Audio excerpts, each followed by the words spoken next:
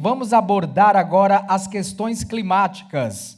Quem veio falar sobre esse assunto, a quem já convidamos aqui para o nosso palco, é o senhor Renato Nalini, secretário executivo de Mudanças Climáticas.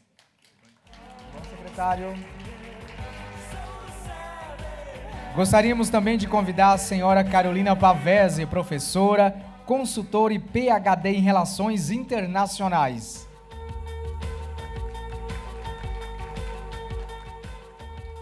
Quem vai moderar esse painel é o conselheiro e economista Ricardo Martins.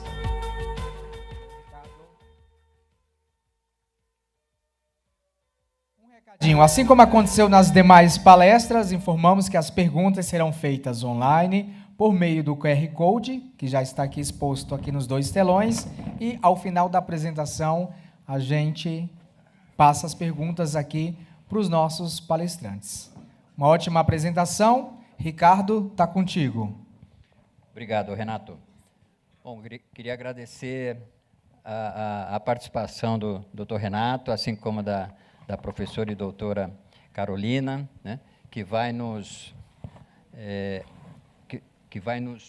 atualizar de um tema tão importante como questões climáticas. Aí é um tema muito abrangente, que nos interessa demais, porque realmente nós vimos as consequências, né? Quem é de São Paulo viu aí, semana passada, 6 graus, agora 30 graus, as queimadas, a gente tem visto também os reflexos do estado do Rio Grande do Sul, né? Tudo que envolve, e não só por conta, tomando como exemplo, né, Rio Grande do Sul, né, não só o que aconteceu lá e o que está refletindo lá, mas o que reflete para todas as pessoas e também para outras circunstâncias que tinham no Rio Grande do Sul também parceiros, seja de negócios ou qualquer outra atividade, e o quanto tudo isso mexeu. A nossa dinâmica vai ser muito interessante, embora nós vamos ter que inverter aqui a pauta, porque o Dr. Renato ele tem outros compromissos ainda esta noite, e como nós tínhamos que entregar pelo calendário original 19/5 o nosso evento, o Dr. Renato, então, ele vai iniciar os trabalhos e depois a doutora Carolina vai nos encerrar e possivelmente, provavelmente, o Dr. Renato vai ter que sair antes do encerramento para que ele possa cumprir os seus compromissos. Bom, Dr. José Renato Nalini é secretário executivo de Mudanças Climáticas, jurista, professor, escritor, magistrado e político brasileiro. Foi desembargador do Tribunal de Justiça do Estado de São Paulo, onde exerceu a presidência e secretaria da Educação do Estado de São Paulo. Eu queria também já adiantar, a doutora Carolina Pavese, professora e consultora PhD em Relações Internacionais, pela London School of Economics. A doutora Pavese tem sólida experiência internacional, atuando em projetos de cooperação internacional, com especialidade em governança global, comércio, clima e sustentabilidade e gênero, e mercado europeu. Atualmente é titular da Cátedra Jean Monnet, com projeto financiado pela União Europeia na área de negócios e sustentabilidade, e professora do MBA da FIA de Negócios Internacionais, avaliadora do MEC para cursos de graduação, colabora com a ONG britânica Proibo e participa do processo consultivo da Corte Interamericana de Direitos Humanos sobre Clima e DHS. Então, sejam atentos, porque é um tema que nos interessa demais, né? E isso, com certeza, aquela história de que no longo prazo estaremos todos mortos, não está errado, porque nós temos os nossos filhos, os nossos netos, os nossos bisnetos. Então, muitos de vocês vão ter muito trabalho pela frente. Então, doutor Renato, muito obrigado, a palavra é sua. Muito boa noite a todos. Queria agradecer o convite e dizer que, enquanto a professora Carolina vai fazer uma análise da situação mundial, eu vou me ater ao município de São Paulo, não é? Nós estamos numa cidade que é uma megalópole, é a 5ª maior cidade do mundo, a maior cidade do Brasil, e de uma complexidade tamanha que aqui em São Paulo as questões da emergência climática, nós não estamos mais em tempos de mudança, é emergência climática. São muito mais complexos, muito mais ameaçadores. Quem fica tomando conhecimento daquilo que está acontecendo em São Paulo não pode ficar tranquilo. E é muito importante que haja formadores de opinião, pessoas que tenham noção disso, para propagar, disseminar que a questão climática tem que entrar no radar de todas as pessoas, não é só dos luminares, não é só dos empresários, não é só da academia, mas tem de entrar na mentalidade, na consciência de cada cidadão. Então, a cidade de São Paulo é a primeira que criou uma secretaria de mudanças climáticas, bem ligada ao gabinete do prefeito, porque integra a Secretaria de Governo, e ela existe desde 2021 e já possui um plano de ação climática para a cidade de São Paulo. Esse plano tem a missão de alertar, mas também estabelecer 43 ações, 54 metas, todas elas estão em andamento. E, primeiro, nós tínhamos pensado em mitigação, atenuação dos efeitos das mudanças climáticas. Temos hoje de nos concentrar na adaptação, porque as questões que nos afligiam e que pareciam remotas, elas estão acontecendo agora, Ricardo. Então, aquilo que aconteceu no Rio Grande do Sul pode acontecer aqui, ou vai acontecer de qualquer forma. Nós temos incêndios em São Paulo inteira, 45 cidades incendiando, uma crise hídrica muito séria, né? E, por isso, nós precisamos estar preparados. As mudanças climáticas, todos sabem que são aquelas alterações significativas nos padrões do clima causadas pelas atividades humanas. Quando se fala em fenômenos naturais, eles não são naturais, não. Eles são provocados pelo aquecimento global, que é fruto do nosso estilo de viver. Nós usamos combustíveis fósseis, mesmo sabendo que eles são venenosos. Nós abusamos do uso da energia e não economizamos água, como se isso fosse algo infinito. Não, a água é finita.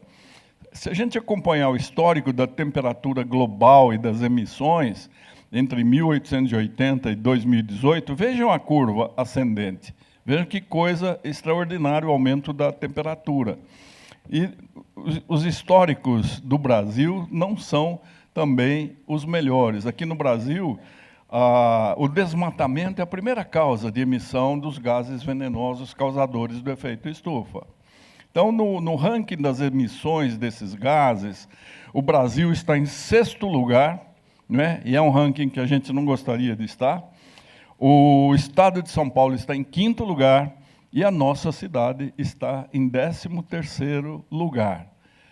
O que é que acontece na cidade de São Paulo? Nós temos o transporte, esses milhares de veículos, a maior parte deles, esse veículo egoísta chamado automóvel, sempre com uma pessoa só, a direção, né? Eles emitem 61% dos gases do efeito estufa. A energia estacionária, nós não vivemos sem energia, é responsável por 31%. E os 8% restantes são os resíduos sólidos, aquilo que nós chamávamos de lixo, mas que não é mais lixo, pode ser luxo, né? Em países civilizados, o aproveitamento dos resíduos sólidos chega a 90%. Aqui em São Paulo, o nosso aproveitamento varia, oscila, mas não passa de 6%. Então, vejam que isso é uma questão que interfere na economia, interfere na saúde, e é uma questão vinculada à educação. Não precisa ser uma educação ecológica sofisticada, para não jogar coisas no rio como nós jogamos no Tietê, né? Entupir os bueiros, enterrar os córregos. Nós fizemos uma cidade impermeabilizada. Os riscos climáticos em São Paulo, todos conhecem, pelo menos empiricamente. Nós temos possibilidade de inundações, sempre houve chuvas de verão em São Paulo, e com os rios que nós retificamos, em vez de deixá-los correr serpenteando nas várzeas do Tietê, não, nós fizemos com que o Tietê fosse transformado num canal condutor de imundície. É um canal morto, mal cheiroso, levando o quê? Esgoto in natura, substâncias químicas despejadas pelas indústrias e todo tipo de sujeira que a população joga como se o rio fosse um coletor de lixo, não é? Nós temos ondas de calor e elas matam mais do que as ondas de frio. O professor Paulo Saldiva fez um levantamento mostrando que 2023, que era até então o ano mais quente da história, o mês de novembro, o mês mais quente do ano mais quente, 9 de novembro, o dia mais quente do ano, o mês mais quente do ano mais quente, a internação de hipertensos, de diabéticos, de pessoas portadoras de problemas cardiovasculares, idosos e crianças e gestantes, houve um pico na internação. Isso é problema de saúde, mas é problema econômico também, porque as pessoas deixam de trabalhar, deixam de produzir, e isso é um enorme prejuízo para a vida paulistana. As altas temperaturas têm sido alguma coisa extraordinária em São Paulo. Nós tivemos, numa semana, agora, a temperatura mais baixa da história, -1, e tivemos a mais alta, 34 graus. E a diferença entre as regiões que têm árvores, e São Paulo precisa de vários milhões de árvores, não são poucas árvores. Então é muito triste quando a gente vê no Dia da Árvore, 21 de setembro, 50 pessoas plantando uma muda, batendo palma como se aquilo fosse alguma coisa significativa. Nós precisamos de milhões de árvores. E onde há árvore, a temperatura chega a ser 10 graus menos do que a Zona Leste, onde não tem árvore, né? Nós temos também chuvas torrenciais. Vejam aquelas duas últimas colunas ali, são de 2001 a 2010 e 2011 a 2020. Vejam o que havia de chuva aqui em 1941 e vejam o que existe chuva nessa nossa década. A previsão é muito pior do que nós podemos pensar, porque nós vamos ter uma seca meteorológica projetada para São Paulo. Nós temos, sim, cíclicas secas. Nós tivemos aquela crise hídrica em 2013, 2014. Então, os otimistas falam, em 2025 vai acontecer. Só que não é isso. As nossas últimas nascentes, aquelas que abastecem a represa do Guarapiranga, elas estão desaparecendo. A represa está assoreada porque há uma ocupação indiscriminada, as pessoas vão morar ali em lugar que é área de proteção de manancial, não é área para moradia, fazem os seus esgotos jogando na represa.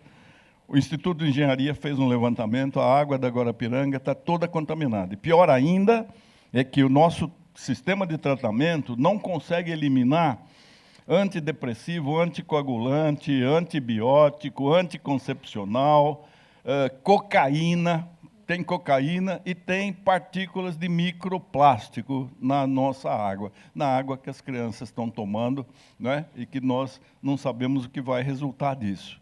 Não é só economia, é uma questão de saúde, né? Então, essas ameaças que já existem, né? As secas, as inundações, as ondas de calor, que acontecem bastante em São Paulo. Muito pertinho de nós temos a elevação do nível do mar, né? O mar que também está todo poluído, tem mais plástico do que peixe, né?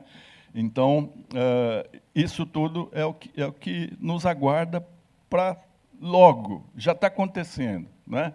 Não são mais achismos, catastrofismo, coisa apocalíptica, não. São evidências extraídas de pesquisas, de trabalhos realizados pela USP, pelo Instituto de Engenharia, pelo professor Paulo Saldiva, é coisa que já está acontecendo.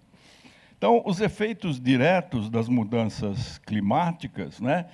Quem não sofre desconforto térmico, prejuízo na saúde física e mental, quantas pessoas ansiosas, deprimidas, estressadas, né? É o clima influenciando. Mas, indiretamente, o prejuízo na qualidade de água, que acabei de falar, a transmissão de doenças pela transmissão de vetores, né? Tontura, mal-estar, desidratação, elevação da frequência cardíaca, erupções cutâneas por perda de calor na pele, né? Então, nós temos levantamento mundial de que o aquecimento global foi responsável por 37% das mortes. Isso em virtude do calor nas estações quentes. E um impacto de 70% nos trabalhadores de todo o mundo. E aqui em São Paulo, nós tivemos um recorde, né, de alta temperatura no inverno. Quem teve inverno em São Paulo, a não ser esses dias, não é, mostrando que o tempo está todo desregulado. Houve um aumento de 102% dos atendimentos e internações por efeitos de calor. Em 2024, as temperaturas foram ainda superiores a 2023. Nós estamos batendo os índices de maior temperatura no município de São Paulo. Foi o junho mais seco em 29 anos. E só caiu 0,3 milímetros de chuva. Ou seja, 0,6 da média prevista para o mês. Veja, 0,6. É incrível que as pessoas não se mostrem inconformadas e preocupadas com isso, né? Parece que nós estamos ali no baile da Ilha Fiscal, lembra? No dia seguinte, houve a queda do Império, ou então navegando no Titanic, né? Já batemos nos icebergs aí. Os impactos socioeconômicos, melhor do que eu, a professora Carolina vai falar, mas vejam, em 2020, nós tivemos 30,7 milhões de migrações provocadas por mudanças climáticas. Nós vamos ter de conviver com o refugiado climático, que vem de fora, mas vem daqui de dentro também, porque nós somos hábeis construtores de deserto. O Cerrado está virando um deserto. Amazônia pegando fogo, Pantanal, a região mais úmida do mundo, e nós conformados. Não é uma coisa incrível? Até 2050, vai ser multiplicado praticamente por 10. 206 milhões de migrações provocadas por mudanças climáticas. E não estamos falando da guerra da Ucrânia, do Estreito de Gaza, não, nós estamos falando de pessoas refugiadas por causa do clima.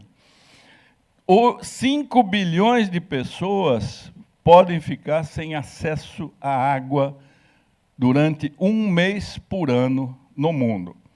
E para mostrar, como uma amostra, aqui em São Paulo já são 45 cidades que estão com rodízio de água. Vinhedo, Bauru, Santo Antônio do Turvo. Basta entrar na internet e verificar onde está faltando água no nosso estado, que foi transformado num canavial. Nós não temos mais biodiversidade, né?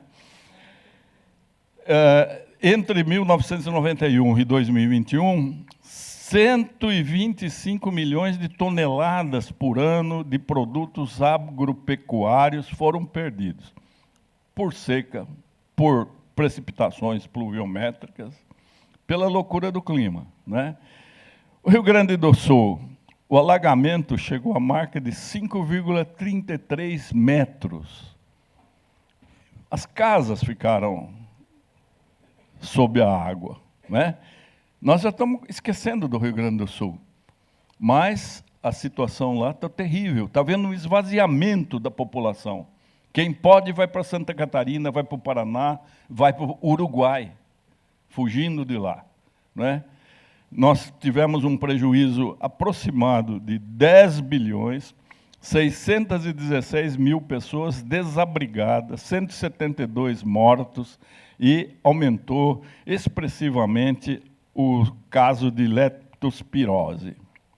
Então, diante disso, o que é que esta secretaria pode fazer? Ela pode só articular entre as outras secretarias, ela pode propor um diálogo com a academia, com o empresariado, com os bancos, com as igrejas, com clubes, com sindicatos, com todo mundo que tiver vontade de ter uma conduta proativa, assertiva, para nós enfrentarmos isso. E não é verdade que nós precisamos só de grandes obras. Não. Grandes obras até foram feitas nos últimos 3 anos, porque a prefeitura gastou mais de 10 bilhões fazendo macrodrenagem, ou seja, devolver áreas onde a água possa se infiltrar. Porque numa cidade impermeável, a água só pode correr em cima do concreto, do asfalto, formar enxurrada, formar correnteza, derrubar casa e matar pessoas. Então, o trabalho que a prefeitura fez, todo escondido, ninguém vê, né? Limpeza de córrego, multiplicação dos piscinões, a solução do jardim de chuva. Nós temos 367 pequenos jardins de chuva. Tira o asfalto, tira o concreto, põe em terra, planta pequenas florestas urbanas, limpeza de córrego, edificação de muros de contenção. Nada disso apareceu. Se tivesse havido uma morte por afogamento, uma morte por desmoronamento de casas mal estruturadas, aí sim haveria uma grita, né? Então, notícias boas não são notícias. O bizarro, o folclórico, o absurdo, esse constitui notícia. A mídia espontânea é assim no mundo inteiro. Bom, nós temos, entre as estratégias da Secretaria, uma meta que é rumo ao carbono zero em 2050. É muito difícil chegar, mas nós estamos pensando em descarbonizar o transporte, principalmente o transporte público, até o fim do ano, se Deus permitir, e o governo federal, nós teremos mais 2.600 ônibus elétricos aqui em São Paulo. Já são 400 os que funcionam. Nós temos que adaptar a cidade de hoje para amanhã, aumentando as áreas verdes. Houve uma expropriação, ou declaração de utilidade pública de 32 áreas verdes. Todas as áreas verdes remanescentes da cidade foram declaradas de utilidade pública para serem expropriadas, e com isso São Paulo vai ficar com 26% de área verde com vocação perpétua para ter vegetação, né? Proteger pessoas e bens, então tem que trabalhar com a educação, com a habitação, com ninguém está excluído disso, né? Principalmente educar as crianças para se servirem dos sistemas de alerta que a gente está criando com um aplicativo que vai avisar quando soar o alerta, tem que sair de casa, não pode permanecer ali, né? Mata Atlântica, precisamos de vocês, eu acho que eu já adiantei para vocês que faltam 3 milhões de árvores. E gerar trabalho e riqueza sustentável. Haveria muito mais coisa para falar, mas eu vejo que eu tenho 47 segundos, né? Tentei observar o meu tempo, melhor do que a Carolina vai falar, mas prestem atenção naquilo que está acontecendo. Os cientistas estão estressados. No mundo inteiro, 800 cientistas em Londres estão fazendo tratamento de terapia, porque berraram, gritaram, alertaram, ninguém prestou atenção. Agora, quem está com a palavra é a natureza. Aguardem, que ela está chegando e está mostrando a sua cara. Muito obrigado.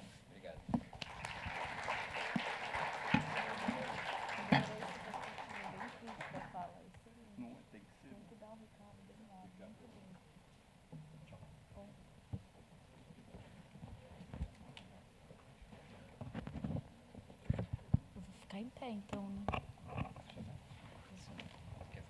Vou falar em pé, né? Quebrar o protocolo. Posso ir, só vou pedir minha apresentação.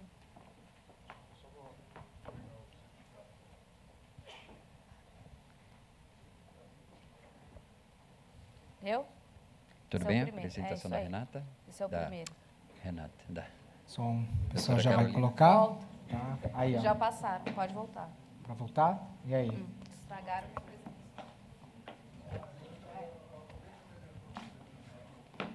Bom, esse era o primeiro slide, né? Aí vocês passaram.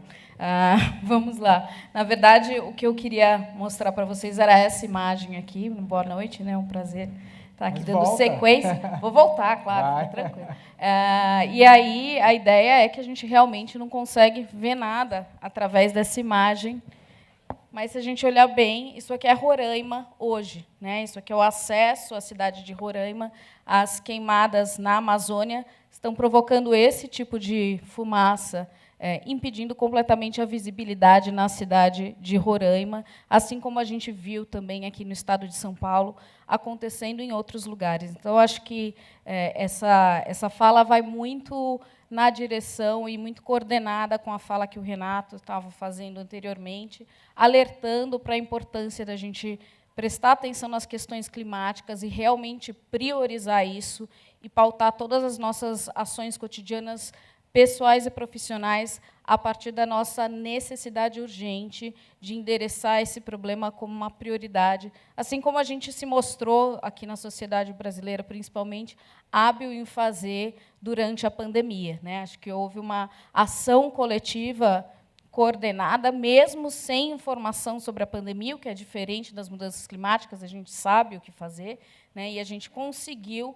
agir de uma forma coletiva. Então, acho que isso é um bom sinal de que a gente tem uma sociedade que é capaz de agir coletivamente quando a gente entende esse interesse. E aí, hoje eu vou falar para vocês, então, um pouco sobre esse panorama global, mas também localizar o Brasil dentro desse contexto.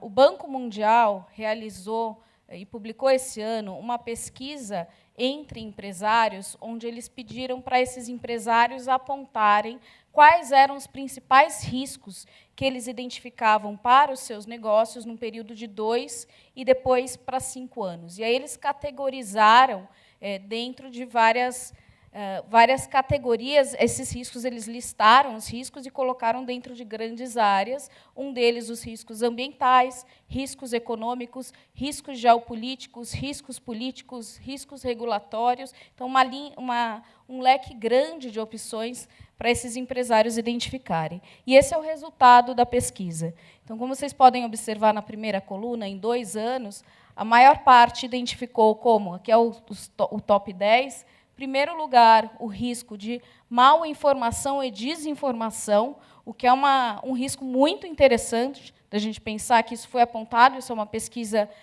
feita pelo Banco Mundial e um levantamento que não foi feito aqui no Brasil, né, mas nesse contexto de eleições, onde se destaca muito a questão das fake news, do acesso que a gente não tem a informações e da circulação de muita desinformação, apesar do nosso acesso ser muito melhor a informações e dados do que era sem internet, mas veja como, no ambiente de negócios, quando se analisa riscos num mercado, a questão da desinformação é apontada como a primeira preocupação, seguido por eventos climáticos extremos, e aí depois uma polarização social, insegurança cibernética, conflitos entre estados, e assim vai, chegando no 10º lugar, a poluição. Agora, olhem que interessante a projeção para 10 anos dessa percepção desses empresários e empresárias, né? Aqui a gente vai ter, entre 10 principais riscos, 5 deles são riscos ambientais. E aí a gente destaca novamente os eventos extremos climáticos, mudanças críticas nos sistemas da Terra, né, em geral, perda da biodiversidade, escassez de recursos naturais, e a poluição aparece lá atrás novamente. Não é à toa que esses empresários identificam, já hoje, as questões ambientais como um grande risco aos negócios e que veem que isso tende a se agravar, constituindo esse cenário para 10 anos. Até porque a fala do Renato reforça muito que a gente já está nesse problema. Essa análise de risco ela aponta que as questões climáticas elas não são só um risco futuro, onde há uma incerteza. Elas já são um fato real. A incerteza está na gravidade que esse problema vai se configurar e se apresentar nas décadas seguintes. Hoje, a gente não consegue mais reverter esse problema da crise climática. O que a gente consegue é atenuar esse problema e desacelerar esse processo. Em termos de dados, também, né, para trazer alguns para vocês, há uma dificuldade também em se criar uma metodologia para se aferir os custos e o impacto das mudanças climáticas. Diferentes pesquisadores vão utilizar diferentes variáveis e também sempre há uma oscilação desses dados e dos resultados a partir de quantos graus de temperatura, de aumento médio, a gente vai utilizar nessa conta. Mas, em geral, um estudo mais recente vai apontar que 58% do PIB global, isso é um estudo da McKinsey, vai ser ou está moderado ou altamente dependente da natureza. Logo, a gente já faz uma correlação com aquele apontamento dos riscos ambientais como uma grande prioridade e um alarmante para o setor dos negócios, porque tudo isso que acontece no meio ambiente tem um impacto em pelo menos 55% dos negócios da economia global. Há também dados que vão, e aí, por isso, essa variação da temperatura e essa dificuldade de se ter uma métrica muito precisa, mas que os custos globais dos danos climáticos devem ficar entre 1,7 e 3 trilhões de dólares, com uma previsão de que hoje eles já custam 16 milhões por hora, isso sempre globalmente. Um estudo que foi publicado esse ano na revista Nature, na edição de abril, que é a revista científica de maior renome mundial, aponta, reviu essa metodologia e chegou nessa publicação no dado de que até 2050, trabalhando com essa rota de um aumento global da temperatura global em 2 graus, o que hoje a gente já está numa rota para ficar entre 2,5 e 3 graus, lembrando que o Acordo de Paris estabelece como ideal 1,5 grau, e já se desistiu dessa ideia. Hoje, o que se pensa, idealmente, é chegar nesses 2 graus, mas se a gente chegar nesse aumento de 2 graus até 2050, a gente deve ter um declínio do PIB global em 19%. Então, em 2050, onde, considerando todas as reformas da Previdência, eu ainda estarei no mercado de trabalho e vocês, muito mais estudantes. Então, a gente ainda vai estar por aqui trabalhando e a gente já vai sofrer esse impacto, essa recessão grande econômica provocada aqui. Esses custos eles não são distribuídos de uma forma equânime, como todos os custos. E aqui é mais uma pesquisa, que também saiu nesse artigo, onde vai se trabalhar a variação da renda per capita regional a partir desse aumento da temperatura. Então, considerando-se todas as variáveis climáticas, a gente pode ver o quanto, e aí quanto mais vermelho, olha ali, aquele vermelho bem escuro, onde a maior parte do Brasil se encontra, significa uma queda de renda per capita de até 30%. E alguns países lá, os Canadás, os esquimós, basicamente, bem o norte da Rússia e também a Escandinávia, a gente vê um aumento desse poder aquisitivo da renda. Então, essa distribuição ela vai ser desigual e, como a gente já vê em várias, sempre que tem uma crise econômica, quem paga mais o preço são os países em desenvolvimento e, dentre esses países em desenvolvimento, a população também mais pobre dentro desses países. Então, esse dado mostra a importância de nós agirmos, não só porque as mudanças climáticas estão aqui e a gente vive essa realidade no nosso país cotidianamente, mas também porque, quando a gente insere isso enquanto um problema global, a gente vai ser um dos principais impactados E aqui eu trouxe para vocês uma variável de renda, mas também quando a gente olha para esses fenômenos climáticos, eles também tendem a atingir mais algumas regiões, inclusive o Brasil. Essa questão da desertificação que o Renato estava falando é uma realidade bem próxima, né? Aliás, a gente já está nesse curso das mudanças climáticas aqui no Brasil, um aumento da temperatura dos oceanos, né? O Brasil, com uma costa tão ampla, vai sofrer muito mais do que outras regiões, onde, às vezes, não tem nem essa costa, o aumento do nível do mar. Então, cidades, inclusive, como o Rio de Janeiro, a gente vai ter um aumento do nível do mar no Rio de Janeiro. Miami também é uma cidade que vai ser muito prejudicada. Isso reforça a ideia, que ontem eu mencionei, de trabalharmos a questão climática como uma questão interdependente. Nesse momento, não importa quem provocou historicamente, onde há um discurso que, principalmente os políticos, tendem a recorrer ainda, que é um discurso que o Brasil adotava de política externa lá na década de 70, quando se começou a falar na construção de um regime ambiental. O discurso do Brasil era: nós precisamos primeiro desenvolver e depois a gente fala de meio ambiente. Meio ambiente é assunto para rico, não é assunto para o nosso desenvolvimento. Hoje, se a gente pensa com mais cautela, é impossível, num cenário desse, achar que a gente vai conseguir se desenvolver de uma forma predatória, copiando o modelo que esses países fizeram, para depois, então, inserir uma agenda de sustentabilidade. Já vai ser tarde demais. Além disso, é um problema coletivo. Então, todos nós aqui estamos sujeitos e estamos sofrendo o impacto dessas mudanças climáticas.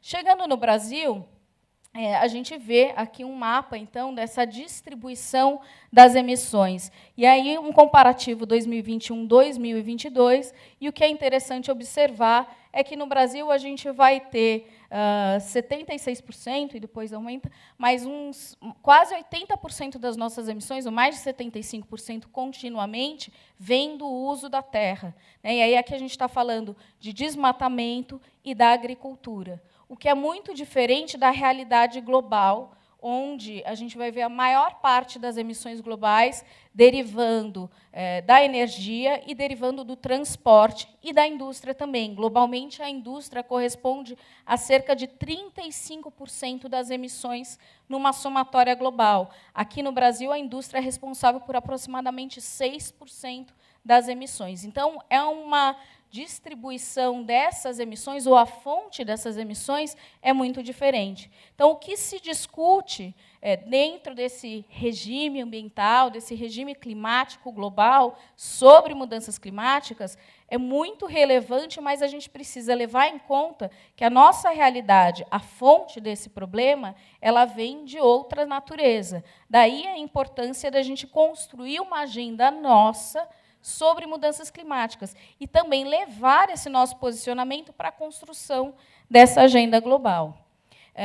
Bom, como o Renato já tinha apontado, o Brasil hoje é o 6º maior poluidor climático, a gente corresponde a 3% das emissões. Ainda é pequeno, mas quando a gente olha para a projeção dos anos das próximas décadas, os países em desenvolvimento vão ser responsáveis por mais de 65% do total das emissões. Então, há uma inversão, e eu não trouxe esse gráfico, mas há uma inversão nessas emissões quando a gente olha historicamente, os países, principalmente, que a gente vai colocar dentro da OCDE, como os grandes emissores, historicamente, e depois, dentro dessas políticas de descarbonização deles, onde há uma redução dessas emissões, e, considerando esses modelos predatórios de desenvolvimento, que os países em desenvolvimento ainda aplicam e baseiam fundamentalmente a maioria das suas políticas, as nossas emissões também estão aumentando. Por isso, essa inversão aqui. E aí, entre 19 e 22, ainda com a pandemia, ainda com uma desaceleração das atividades econômicas, onde globalmente a gente viu uma redução das emissões por motivos óbvios, o Brasil emitiu mais de 9 toneladas brutas de gases de efeito estufa. A gente teve uma devastação de todos os biomas brasileiros, que correspondeu, em 2022, a 1,12 bilhão de toneladas de gás carbônicos, ou seja, 48% das emissões foi da destruição do bioma. E quando a gente fala de bioma, a gente fala de mata nativa. Né? Um reflorestamento ele nunca vai devolver a riqueza daquele solo, ele nunca vai devolver a biodiversidade que a gente encontra numa mata primária. A agropecuária bateu um recorde de emissões com uma alta de 3% comparando 21 e 22.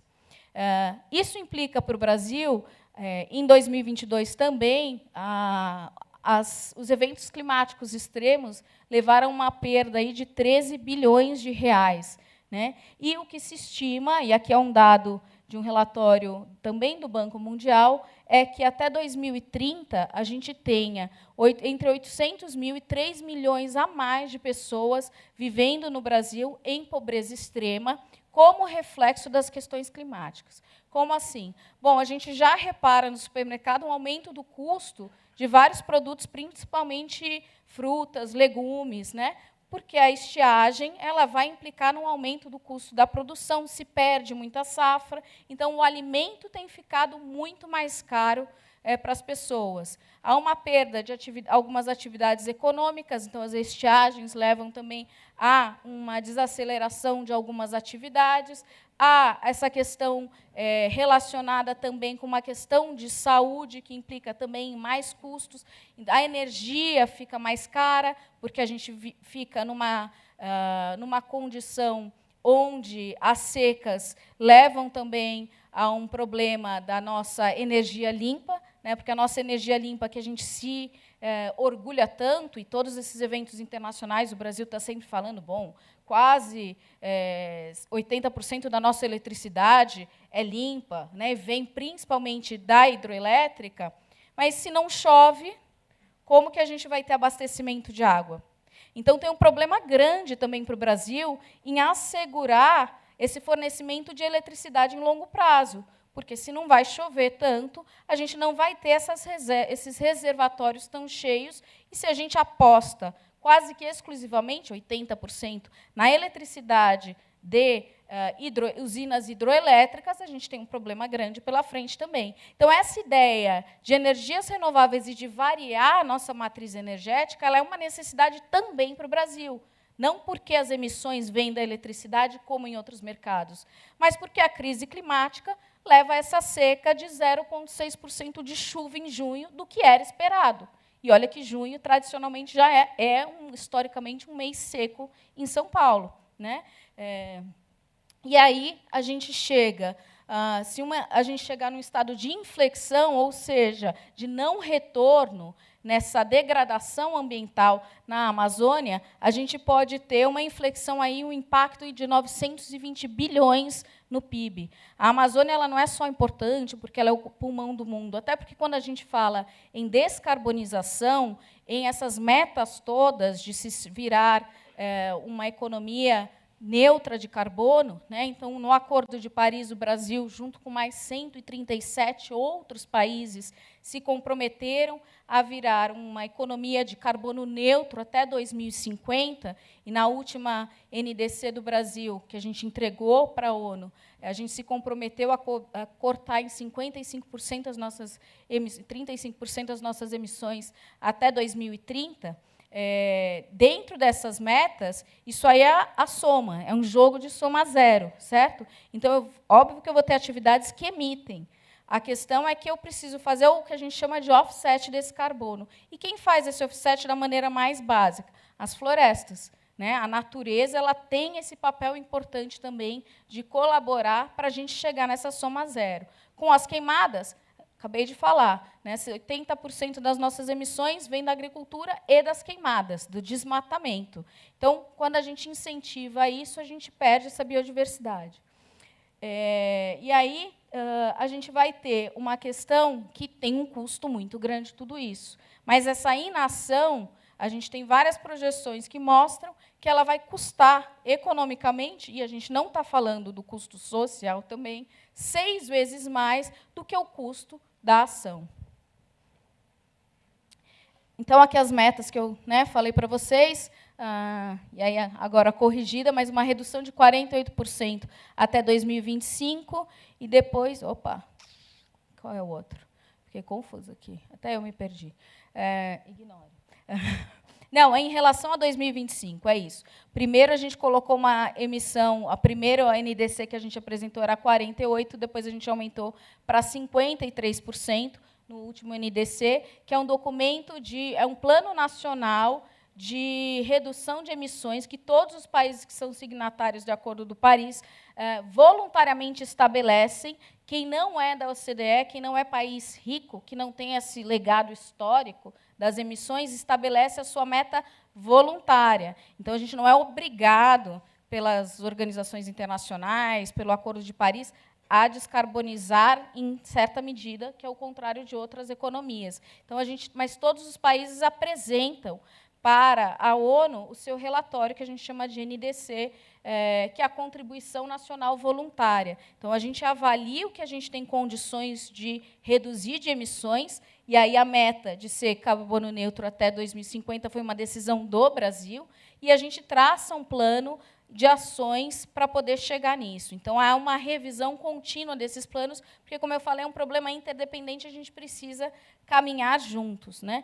E uma ideia aqui que me parece cada vez mais utópica, cada vez que eu abro o jornal, que é atingir desmatamento zero até 2030. E aqui a gente está falando de desmatamento, esse desmatamento predatório e ilegal, né? Não é o desmatamento controlado que a atividade econômica vai fazer e que a lei permite.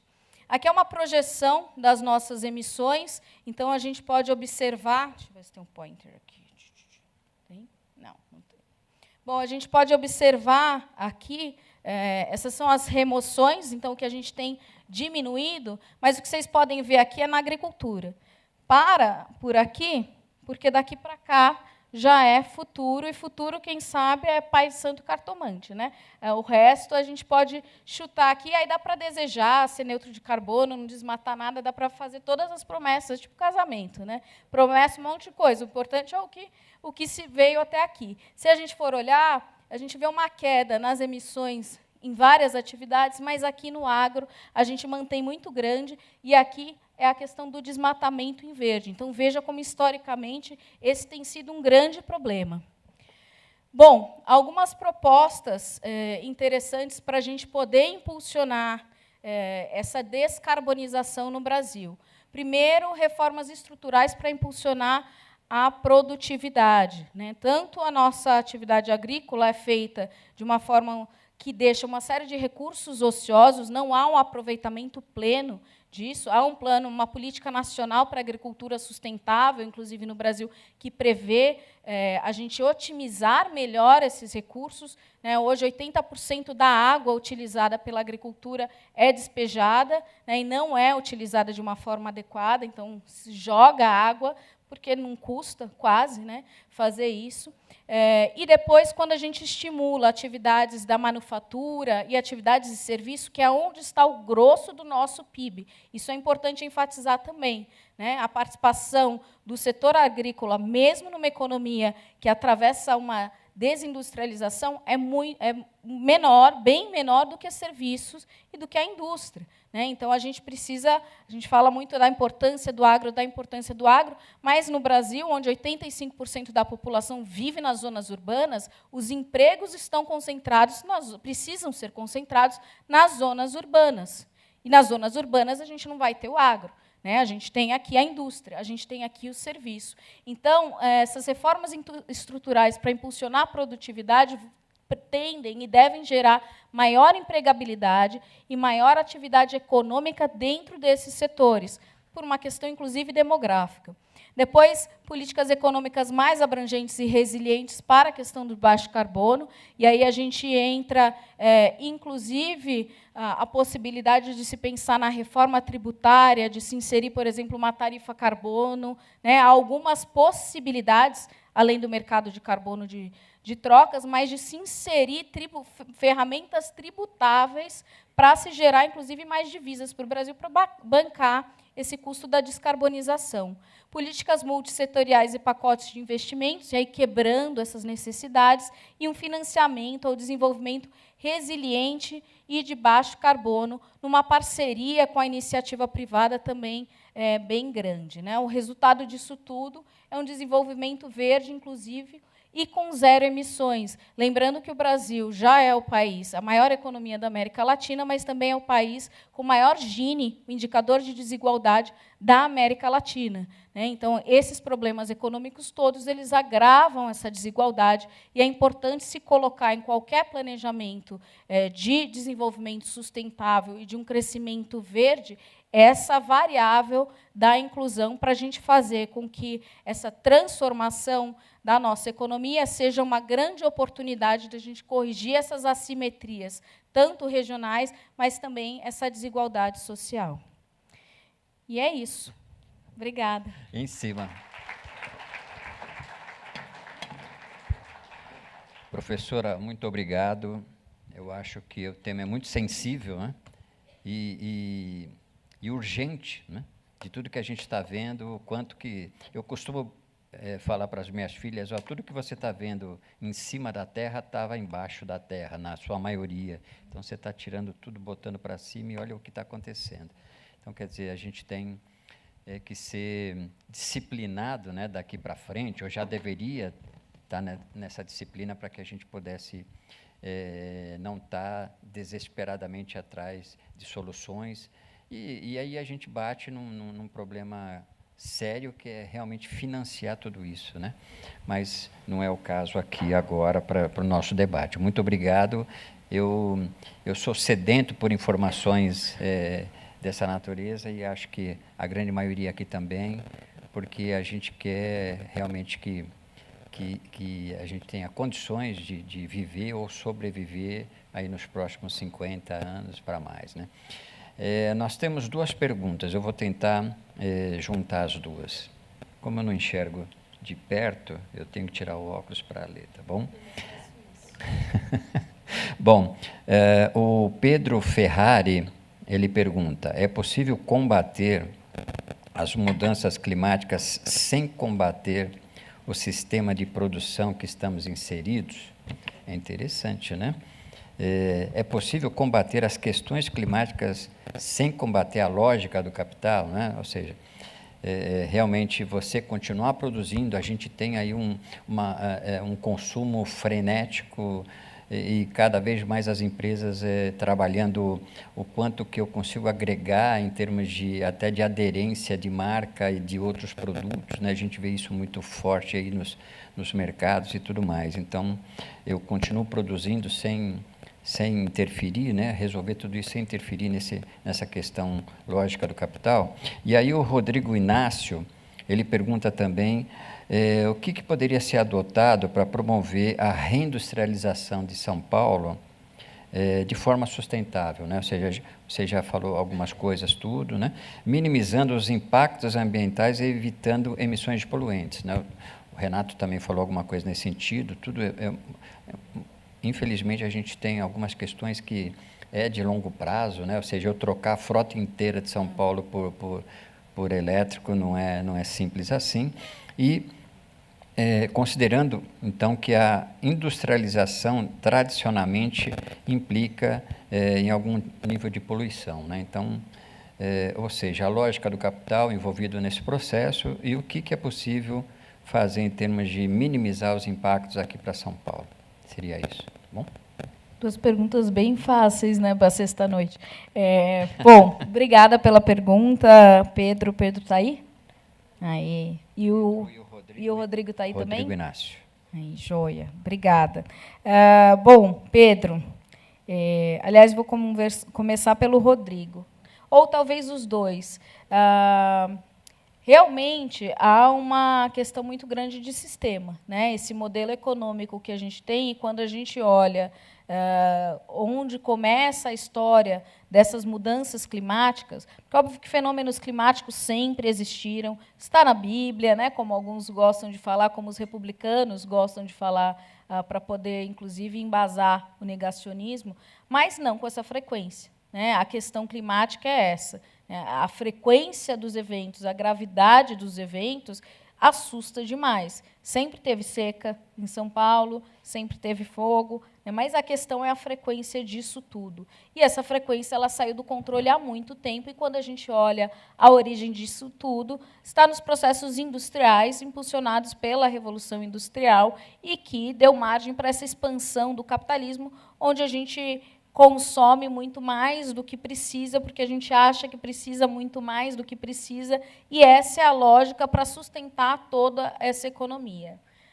Alguns mais críticos, ou talvez mais realistas no sentido de olhar a raiz do problema, vão falar que realmente a raiz está aí, e esse modelo econômico, por vários motivos, e não só pela questão climática, ele já se mostrou como um modelo insustentável, né? Até porque essas crises também são, as crises econômicas são cada vez, são cíclicas, né? Então a gente sempre está tropeçando. Então isso sinaliza para a gente que há algum problema com esse sistema. A boa notícia é que, quando a gente olha numa trajetória do registro de história da humanidade e das sociedades, o capitalismo é muito recente e tem muito pouco tempo, e ele não perdurou por todo o tempo. Outros modelos precederam o capitalismo, e muito provavelmente outros modelos econômicos também vão suceder o capitalismo, né?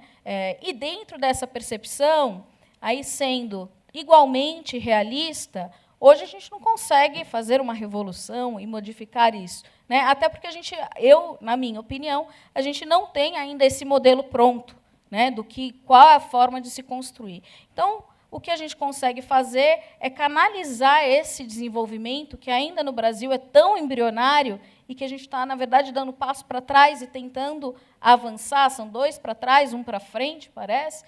Mas nesse processo, corrigir o que a gente já aprendeu que não funciona nesse sistema e trazer essa variável ambiental como a referência principal para que se construa todos os modelos econômicos, as relações sociais e as normas por trás, né, e os mecanismos financeiros, inclusive. E aí, para entrar na pergunta do Rodrigo, eu trabalho com um tema que se chama economia circular, né? E a economia circular ela tem se apresentado como uma ferramenta de pegar todos esses processos que a gente fala de sustentabilidade e encaixar dentro de uma lógica muito mais holística. Então, a ideia da circularidade é que a gente pegaria, né, quem estuda economia, a gente pensa a cadeia produtiva de determinada indústria e tal, ou produto, né, que a gente sempre faz aquela cadeia horizontal, é inverter isso e fazer um círculo, onde não tem começo e não tem fim, onde a gente tem um grande reaproveitamento de vários recursos que são descartados, né, onde a gente otimiza a produção, onde a gente otimiza o uso de água, o uso de energia, e o ideal é repensar, a partir dessa circularidade, o próprio modelo econômico. E aí, para a gente ir sinalizando para um fim que já está piscando aqui, ele já apareceu ali também, né? Daqui a pouco eu desligo o microfone. Mas, para sinalizar, eu acho um exemplo interessante que algumas cidades têm nessas construções. Bom, a própria ideia do carro, que às vezes no exterior, aqui no Brasil não ia dar muito certo, mas por outros motivos, mas do carro compartilhado, né? Do carro alugado. Então, quantas vezes, pensa no carro, quem não está aqui que tem carro gostaria de ter um carro? Então, todo mundo quer ter um carro. Mas, assim, o meu uso, por exemplo, de carro se limita a 2 horas por dia. O veículo fica 22 horas parado. É um produto que fica 22 horas sem ser utilizado. Sistemas de compartilhamento de carro permitem com que a gente possa pegar esse carro que está lá parado, que eu não estou usando, e alguém está usando esse veículo. Então, eu preciso de muito menos veículo. Uma outra coisa muito interessante que várias cidades na Europa, né, que eu entendo melhor, têm, são compartilhamentos de utensílios domésticos, por exemplo. Quantas vezes você usa um aparelho de fondue? Né? Ou mesmo uma batedeira, ou um aspirador de pó para carro. Vários utensílios que a gente compra, furadeira. Quantas vezes você usa a furadeira? Não precisava comprar, né? Então, o que a gente tem são sistemas de empréstimos disso. Então, os prédios têm uma lavanderia coletiva, que é uma coisa que a gente vê um pouco sendo empregada no Brasil, mas há uma série de formas que a gente tem de reduzir o consumo, e a lógica aqui é transformar o produto e o bem que é consumido num serviço. Né? Então, inclusive, grandes montadoras como Renault estão investindo cada vez mais nesse modelo de relação com o veículo, onde se estabelece aquilo como uma prestação de serviço e não necessariamente com um bem que eu vendo. Então, acho que um modelo de economia circular para, inclusive, São Paulo, potencializaria muito essa industrialização, colocando ela numa rota que a gente vê várias economias adotando, ao mesmo tempo possibilita a implementação de várias práticas de sustentabilidade e descarbonização de uma forma coordenada, que isso também é muito importante, né? Uma grande descoordenação, cada um adota a sua política, cada um adota uma métrica, porque a gente continua trabalhando com esse formato linear, onde eu consigo fragmentar, e a gente precisa, novamente, de uma sinergia entre todos esses processos. Está piscando de novo. É que o Renato saiu, eu falei, cara, vou ficar falando aqui, mas é isso. Agora eu paro, Ricardo. Muito bem, olha, que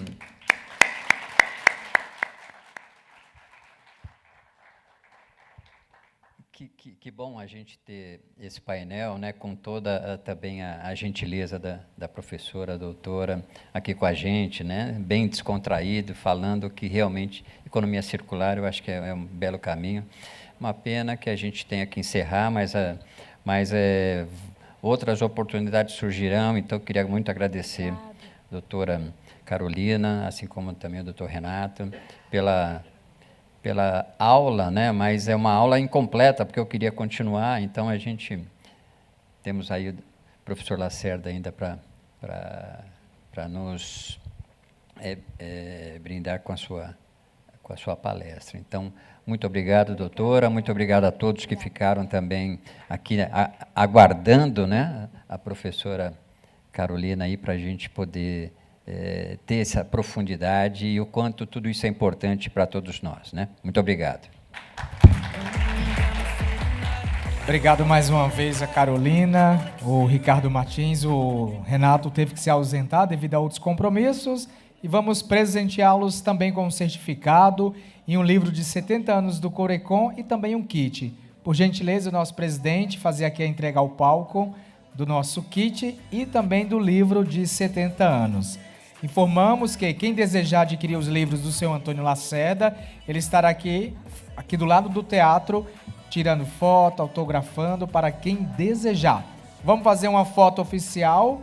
A gente vai ter agora um intervalo rapidinho com a banda Amber Vision, enquanto a gente muda aqui o palco e a gente volta para a nossa última palestra da noite, que vai abordar o sistema financeiro, desenvolvimento econômico e social do Brasil.